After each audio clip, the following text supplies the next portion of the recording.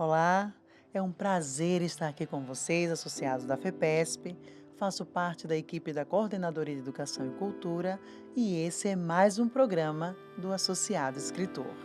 Mais uma vez, agradecendo ao presidente desta entidade, Dr. Arthur Marques, a toda a diretoria executiva e a nossa coordenadora, professora Ana Maria Vilela, em apoio à realização desse projeto.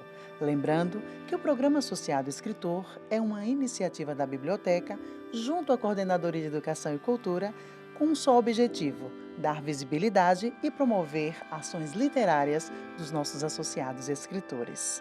Hoje temos a alegria de conversar com Maria Amélia Leal, escritora formada em Direito e Letras, servidora pública, aposentada como escrivã da Polícia de São Paulo. Apaixonada pela literatura, Maria Amélia transformou sua vivência profissional em inspiração para a escrita, colaborando por muitos anos com jornais de entidades de classe e lançando, em 2024, a obra poética Ode ao Escrivão. Vamos conhecer um pouco mais sobre sua trajetória e seu trabalho literário. Maria Amélia, muito obrigada por aceitar o nosso convite. Seja muito bem-vinda. Eu que agradeço a oportunidade, é uma honra participar desta entrevista e especialmente ao presidente Arthur Marques, ao gerente de Educação e Cultura, Osana Dantas, a professora Ana Maria Vilela, coordenadora, a Tatiane Lima, administradora, aos técnicos audiovisuais Márcio Oliveira e Cecília Marques. Muito obrigada, são muito gentis, muito obrigada. Certo. Agora, Maria Amélia, quando iniciou nesse vínculo entre Maria Amélia e a AFEPESP?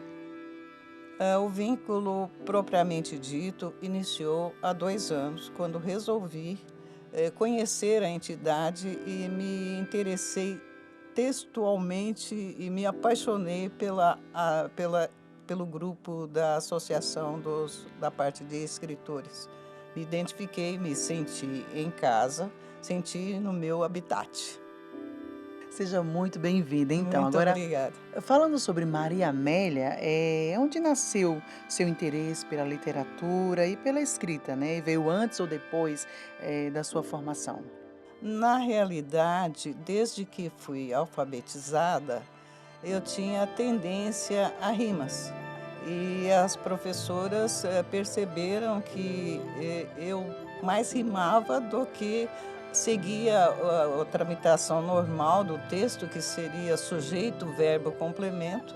Eu invertia as posições, escrevia em versos, depois passava para a prosa, o que era o contrário de toda a média da alfabetização. Então, desde que fui alfabetizada, essa parte literária já creio que estava desenvolvida em mim. Certo. Então você nos disse que desde da sua alfabetização, né, as professoras já viram a sua escrita e já te conduziram, né, como que tinha que ser, porque você já era uma criança que escrevia diferente.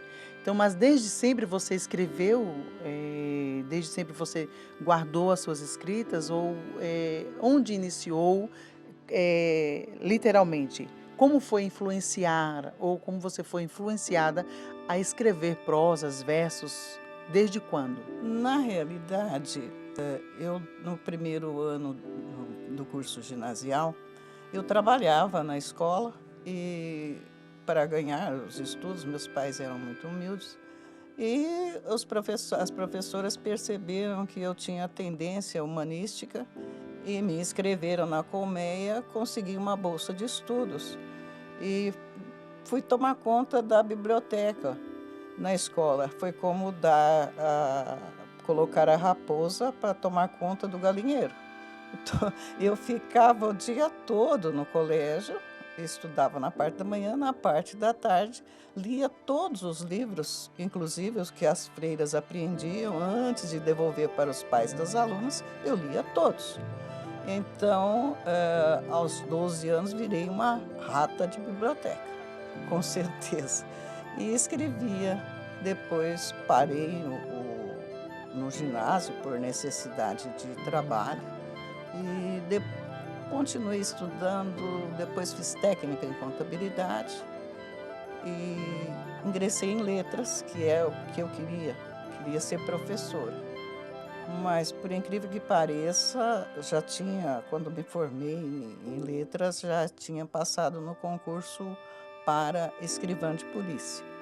Como escrivã, eu tinha um material muito bom, que é o ser humano, sempre gostei das emoções, das situações, das emergências, e as pessoas me apareciam sem máscaras na hora das ocorrências.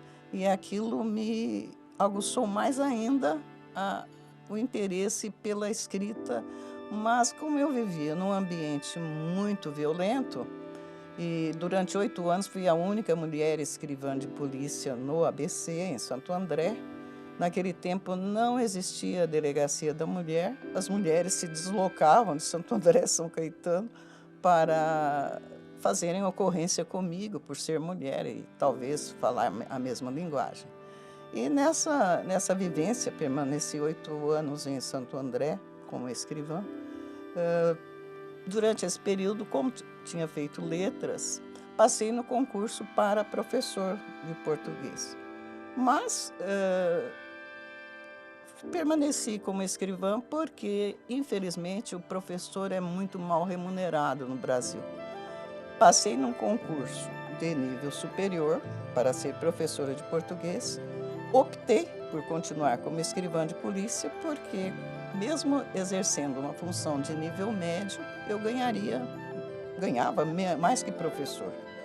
E é por questão de sobrevivência mesmo. Mas sempre o professor está na minha veia e eu gosto de ensinar, gosto do mestrado. Mas durante um ano consegui conciliar os dois, mas como é muito complicado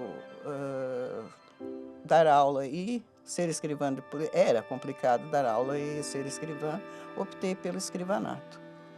E durante o escrivanato, com aquela vivência diferente, mesmo como mulher, eu era diferente, num ambiente muito violento, masculino, e eu era um bichinho diferente. Então, para me impor, não diria impor, como eu era realmente diferente e estava em minhas mãos o material que era escrita, eu aproveitava as emoções, as circunstâncias e transformava em versos. Em 1986, quando vi o Jornal dos Escrivães, percebi que tinha bolo, receita de bolo, alguns escritores famosos. Eu liguei, perguntei por que não colocavam o pessoal da casa, né? O moço falou assim, não tem como. Falei, tenho, posso mandar algum? E aí comecei a escrever para o jornal. Esse posso mandar algum durou cerca de 15 anos, porque todos os meses eu encaminhava 2, 3 poemas, até que me deram a página, a coluna da Maria Amélia. E passei a escrever no Jornal dos Escrivães, no Escriba. E depois resolvi fazer direito e participei também da Tribuna do Direito e algumas entidades de classe. Mas assim, nunca escrevi um livro, nunca levei a sério essa perspectiva de escrever.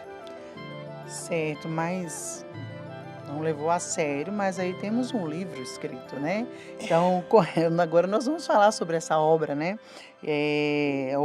Ode O Escrivão. ao Escrivão. E como foi transformar essa homenagem em um livro poético? Porque você foi muito homenageada, né? Eu vejo no seu livro que tem muitas homenagens dos escrivãos, dos seus amigos que você trabalhou.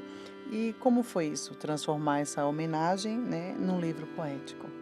Na realidade, como tinha um volume muito grande de jornais, eu falei, vou destruir esses jornais porque estavam ocupando muito espaço. Mas eu li, até que eu li alguma coisa de um escritor, eu falei, nossa, até que o meu não está tão diferente, eu vou fazer um livro, vou montar um livro, mas eu posso, como eu já tenho material, eu vou pegar esse material de 1988 e vou transformar num livro, e é a minha vivência. Eu me aposentei há 30 anos. E estava advogando já. E falei, não vou jogar fora. E como peguei um período em que entendi ser mais interessante, porque foi uma experiência da época da Constituição. Eu terminei o curso de Direito em 88. Nossa turma foi considerada a turma da nova Constituição. E aquele movimento estudantil, a situação, por exemplo, no ABC, era o centro a capital econômica na época, as grandes transições financeiras, os planos real, cruzado, o início do PT, das campanhas do Lula, e eu vivia assim um tumulto socioeconômico, e também toda essa situação refletia nas delegacias e nas ocorrências. As ocorrências envolvendo pessoas que eram nos piquetes, que se machucavam. As pessoas estavam assustadas com os planos, ia nas lojas, cada dia era um preço, plano real, plano cruzado, era um tumulto geral. E resolvi transformar isso na escrita. A minha ótica era diferente. Eu assistia dos dois lados, como policial e o pessoal também na vivência política, o preço dos supermercados, as coisas assim. É uma tendência muito, assim, para quem escreve, muito estimulante.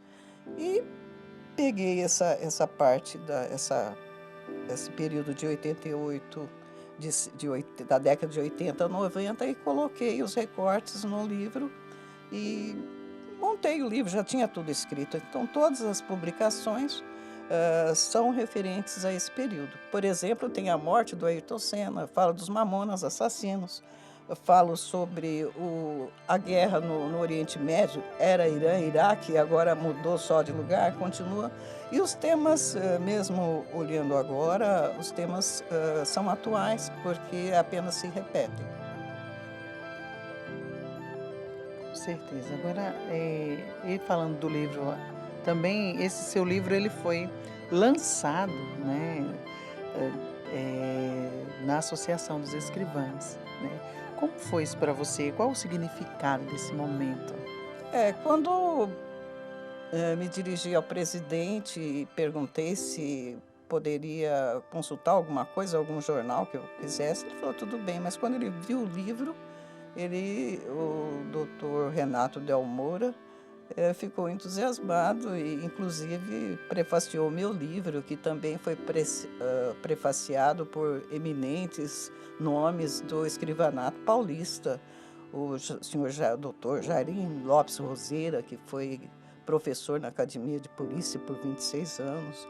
O Odomil de Oliveira, que também é atual presidente da IPA, também faz parte da diretoria o senhor Jairim, prefaciaram meu livro.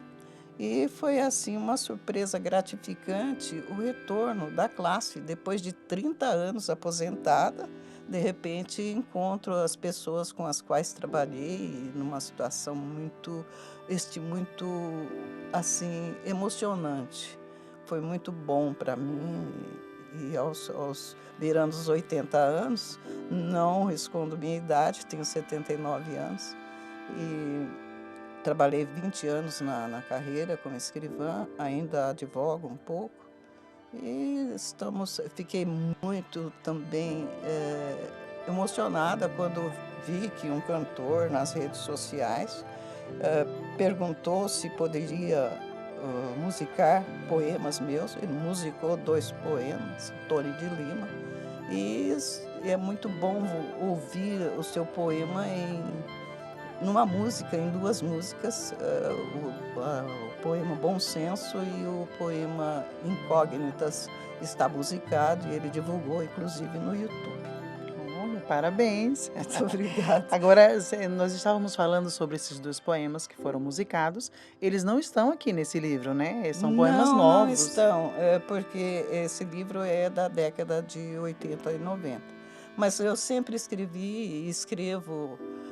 Inclusive, esses poemas que saem na associação são publicados 2 vezes por semana no Jornal do Sudoeste Mineiro.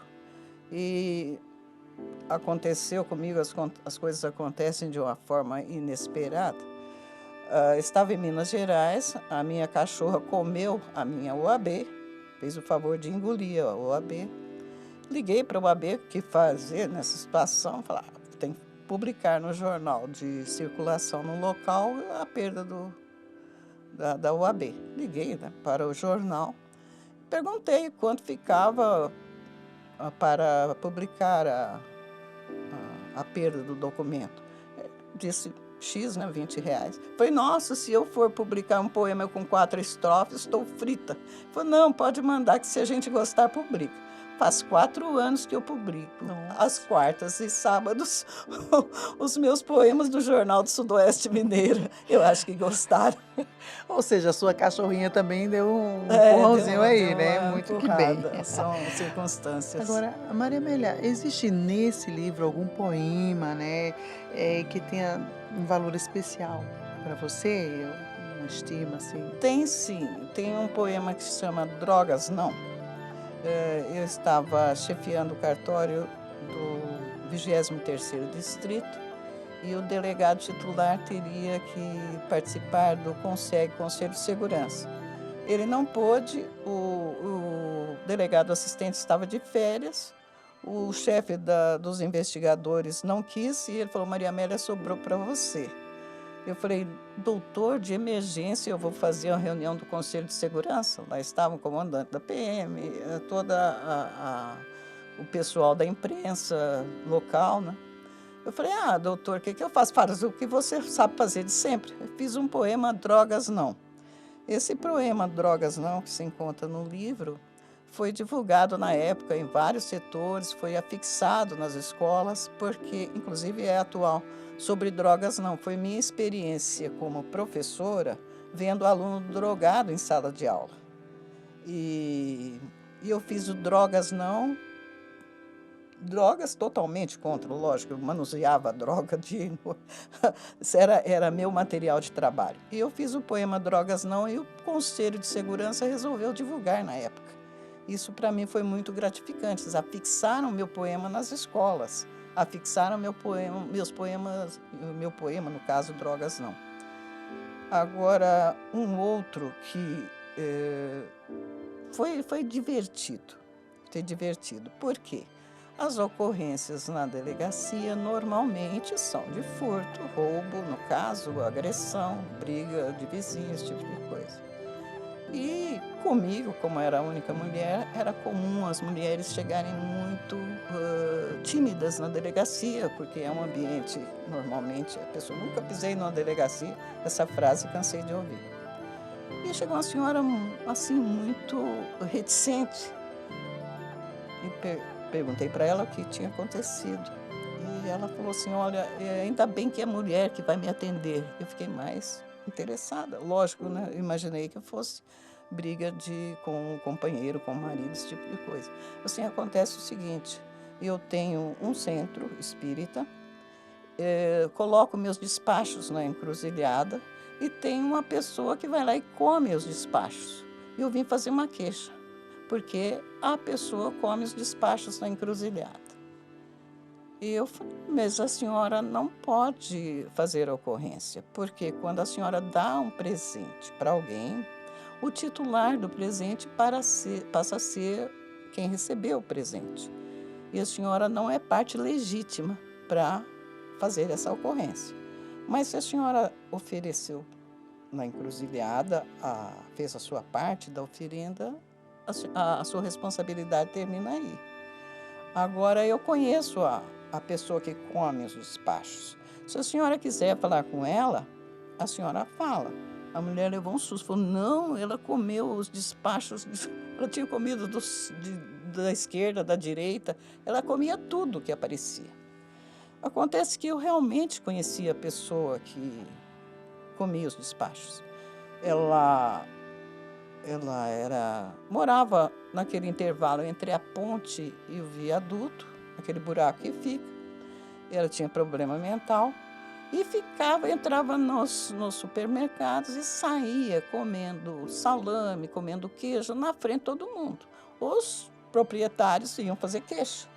Até que eu chamava, o apelido dela era Maricota. Falei, Maricota, vamos fazer um negócio? Como tem sempre marmita de preso aqui, naquele tempo tinha preso em delegacia, eu te cedo uma marmita e você não come não come as coisas no mercado, você me dá muito trabalho e dá trabalho para as pessoas, você sai comendo o melhor que tem. Falei, tudo bem, eu passo a pegar a marmita. Só que ela, chegou na segunda-feira, ela não foi pegar marmita, só foi na quinta. Falei, Maricota, o que aconteceu? Você não veio pegar marmita? Assim, aqui eu arrumei uma boquinha e uma delícia. Eu como, eu fico de cantoneira na encruzilhada e como, e levo para casa e como os despachos na encruzilhada.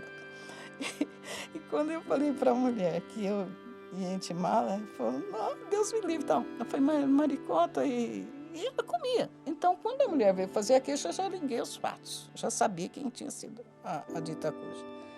E coloquei no papel, achei muito interessante, porque foi uma ocorrência sui generis. E essa publicação virou manchete no jornal do Grande ABC, virou manchete nas notícias populares e está no livro Coisas da Vida. E coisas da vida mesmo, É, né? coisas da vida. Então são coisas assim bem distintas e lógico que me marcou muito o índice de estupro de vulneráveis. Na época, as pessoas não fazem ocorrência, a agressão contra as mulheres é de muito mais do que é registrado. E na época que eu trabalhei nessa região não existiam as especializadas. E eu tinha que fazer clínica geral, que se fala, né? Fazer narcótico, homicídios, essa parte de agressão contra a mulher. Então tem esse reflexo social bastante em destaque no meu livro.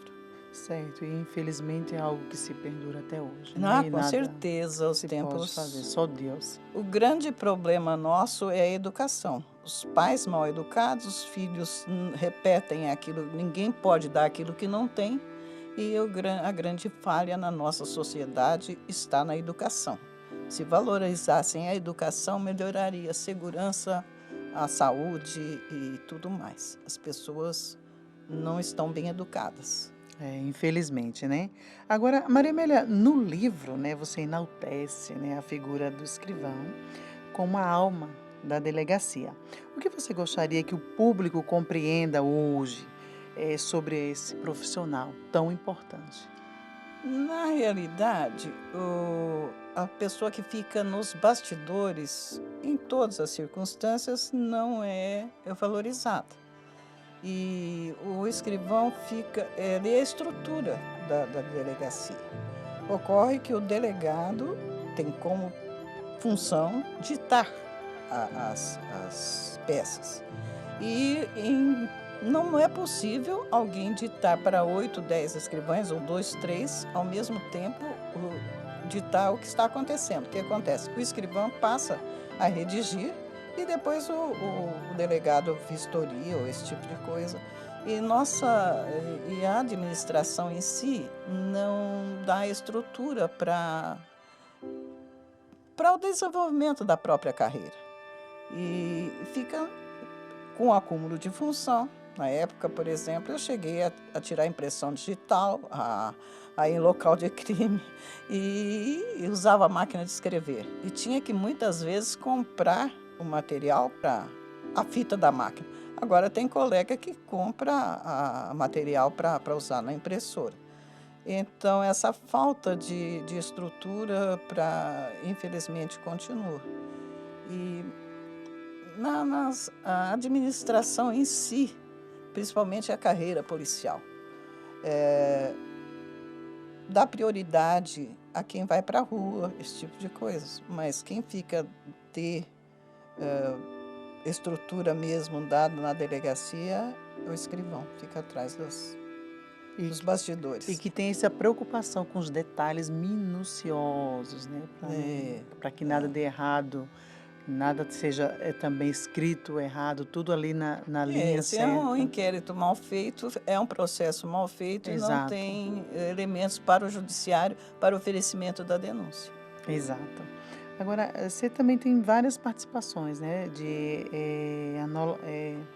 antologias, como contos, crônicas e É, poemas, né? O que a atrai nesses diferentes gêneros literários? é justamente a diversidade. Eu estive na exposição dos associados escritores, a última em homenagem à cidade de São Paulo, e tive a oportunidade de ler os textos, como são assim diversificados, tem cada um tem sua ótica, cada um tem seu sistema, cada um tem sua maneira de se expressar. Eu diria que não são estrelas, é uma constelação que tem aqui. É uma constelação, realmente, são muito bons. Certo. Agora, como você vê a importância desse programa? Muito boa, muito interessante e lamento não ter vindo para cá antes. Muito que bem, é isso mesmo, porque a associação ela tem essa preocupação com o associado em si, né? De valorizar, né? Não é só granjear associados e traga mais e venha mais, mas dar essa visibilidade, né? Essa importância ao associado.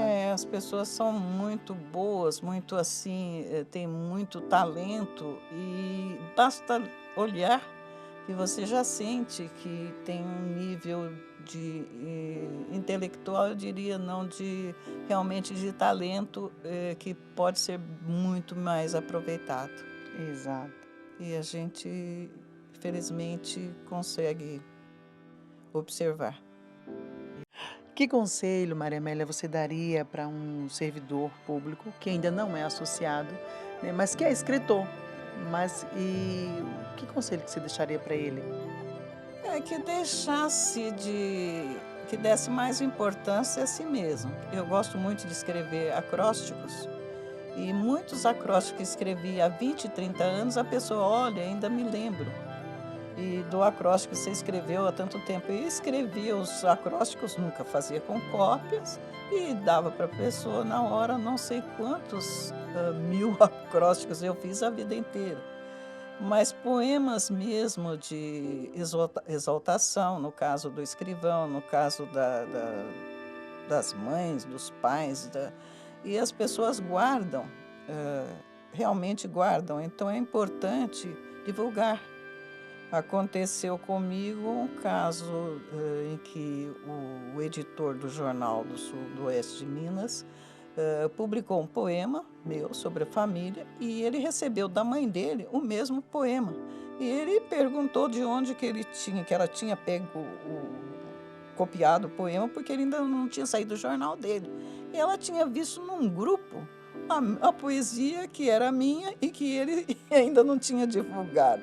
Então é sinal que as pessoas gostam e mandou para o próprio filho um poema que eu me lembro que era sobre família. Então, colega, é importante que coloque no papel e divulgue as suas ideias que podem instruir ou divertir as pessoas e é muito gratificante este retorno e esta assistência, essa divulgação e essa valorização. Certo. Agora, para encerrarmos, Maria Amélia, eh, que mensagem final você deixaria para os nossos leitores, associados? Se valorizem. Quando a pessoa se autovaloriza, ela valoriza os outros. E na medida da sua valorização, vai ter um parâmetro para o julgamento dos outros. Se você não se valorizar, os outros não vão conhecer. Eu gosto muito de ditado popular: cobra que não sai da toca não engole sapo. É uma grande verdade, né? E já tem que vir preparada também. São cobras, são muito bons. Maria Amélia, agradecemos muito a sua participação, por compartilhar conosco aí o seu conhecimento, a sua trajetória, a sua paixão pela leitura, pela escrita também, né? E muito obrigada por compartilhar conosco. Eu é que agradeço essa oportunidade. Como vem, Se eu não tivesse divulgado um pouquinho, não estaria aqui. Muito obrigada. Exato. E aproveitamos para deixar um convite a você, que é associado escritor e que ainda não teve a oportunidade de conhecer esse projeto, no qual damos visibilidade ao seu trabalho quanto ao escritor, e que entre em contato com a Coordenadoria de Educação e Cultura, conforme a descrição que você vê no vídeo abaixo. Será um prazer contar com a sua participação no programa Associado Escritor.